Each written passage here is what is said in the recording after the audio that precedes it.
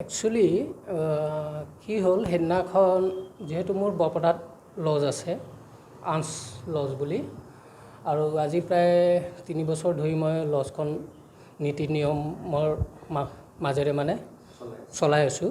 গতিকে সেইদিনাখন আপোনাৰ কি হ'ল ৰাতি 10:30 মান বজাত মোলৈ মানে ফোন এটা আহিলে, যিহেতু মোৰ মানে কণ্টেক্ট নাম্বাৰ থাকে তাতে বৰ্ডত দিয়া আছে। তো ল'ৰা এটাই ফোন কৰিলে মোক, ফোন কৰি ক'লে যে দাদা ৰুম পাম নেকি।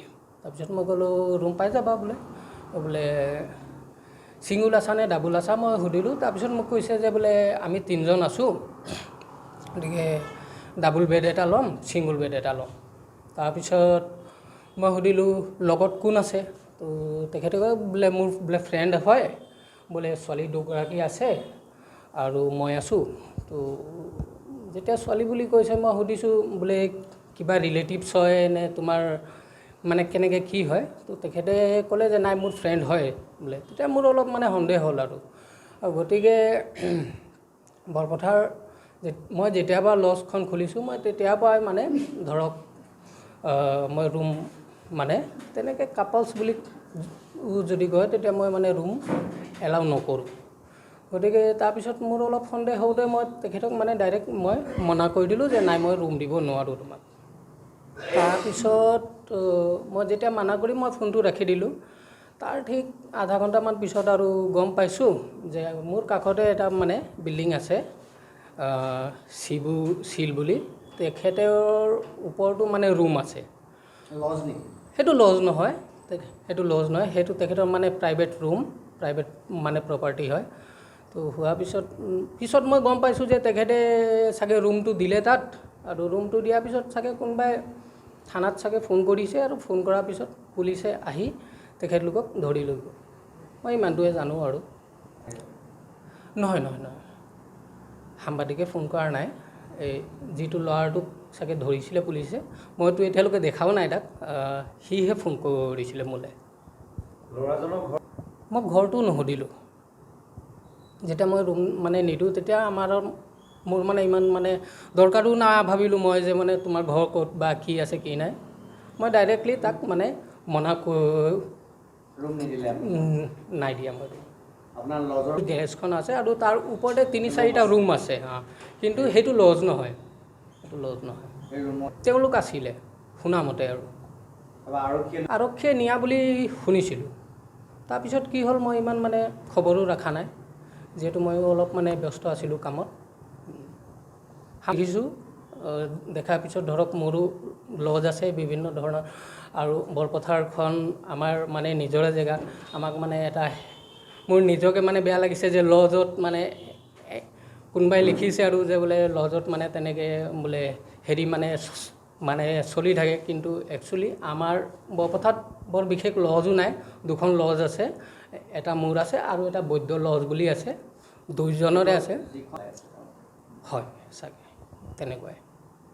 আচলতে মই সেই টাইমত নাই, মই গৈছিলোঁ ৰুটি খাবলৈ, ওলাই গ'লোঁ গা পা ধুই, ঘূৰি আহি দেখোঁ যে পুলিচৰ গাড়ী এখন ৰখি আছে। তাৰপৰা তাতে 2জনমান সাংবাদিকো দেখিলোঁ, সুধিলোঁ কি হৈছে, তেতিয়া ক'লে যে ছোৱালী 2জনীয়ে ল'ৰা এটাই বিয়েৰ খাই আছিলে বোলে।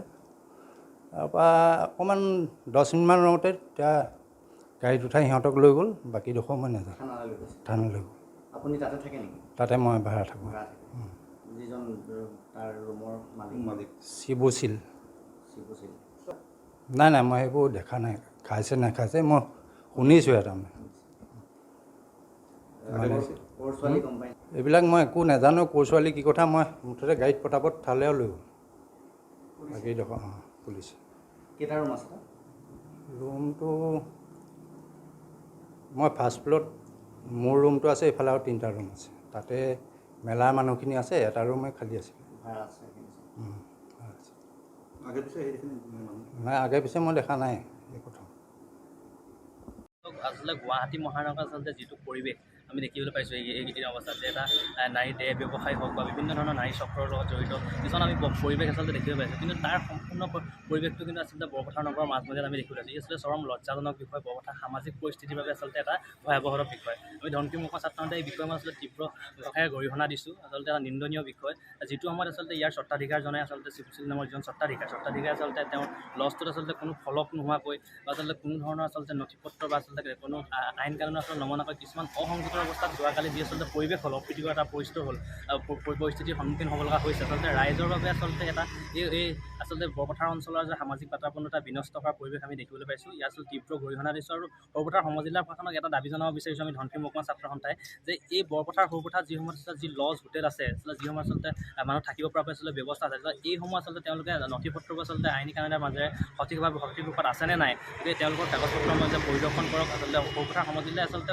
তৎপৰতাভাৱে আচলতে এই কামবোৰ কৰিবলৈ আমি ধনশিৰি মহকুমা ছাত্ৰ সন্থাই দাবী জনাইছোঁ আৰু আচলতে অনাগত দিনসমূহত এনেধৰণৰ আচলতে তেওঁলোকৰ কাৰ্যকলাপ যাতে সংঘটিত নহওক বৰপথাৰ বাতাবৰণটো যাতে বিনষ্ট নহওক তাৰ বাবে আমি ধনশিৰি মহকুমা ছাত্ৰ দাবী জনাইছোঁ আৰু লজসমূহ আচলতে মালিকী স্বত্ব যিসকল আছে তেওঁলোকক আচলতে সকিয়াই দিব বিচাৰিছোঁ আপোনালোকে আছুৰ ফালৰ পৰা কিবা পদক্ষেপ গ্ৰহণ কৰিব নি অনাগত সময়ত নিশ্চিতভাৱে চাওক যদি কেৱল আচলতে এই অঞ্চলটোৰে নহয় এই অঞ্চলটোৰ লগতে আচলতে বিভিন্ন উঠি অহা নৱপ্ৰজন্মৰ ছাত্ৰ ছাত্ৰী হওক বা বিভিন্ন ধৰণৰ আচলতে মানুহৰ মাজত এটা অপ্ৰীতিকৰ পৰিৱেশৰ সৃষ্টি কৰে এনেধৰণৰ বাতৰিয়ে গতিকে এনেধৰণৰ বাতৰি যাতে পুনৰ সংঘটিত নহওক এনেধৰণৰ ঘটনা যাতে সংঘটিত নহওক আমি ধনশিৰি মহকুমা ছাত্ৰ সন্থাই দাবী জনাইছোঁ আৰু অনাগত দিনত যদি সৰুপথাৰ সমজিলা প্ৰশাসনতো আমি দাবী উত্থাপন কৰিছোঁ তেওঁলোকক আহ্বান জনাইছোঁ এই সময়ত দৃষ্টিগোচৰ কৰিবৰ বাবে যদি এই সময়ত যদি এনেদৰে বন্ধ নহয় আমি তেনেহ'লে কিন্তু ধনশিৰি মহকুমা ছাত্ৰ সন্থাই গণতান্ত্ৰিকভাৱে প্ৰতিবাদী কাৰ্যসূচী গ্ৰহণ কৰিবলৈ বাধ্য হ'ম এইটো আচলতে চৰম দুৰ্ভাগ্যৰ বিষয় আচলতে এটা নিন্দনীয় বিষয় যিটো সময়ত আচলতে এই বৰপথাৰ এটা নাম আছে বিভিন্ন ক্ষেত্ৰত শৈক্ষিক ক্ষেত্ৰতে হয় সামাজিক ক্ষেত্ৰত বা বিভিন্ন ধৰণৰ এটা নাম আছে গতিকে বৰপথাৰ গৰিমাত আচলতে কোনোবাই আচলতে লাঘৱ কৰিবলৈ বিচাৰিব বা কোনো ধৰণৰ আচলতে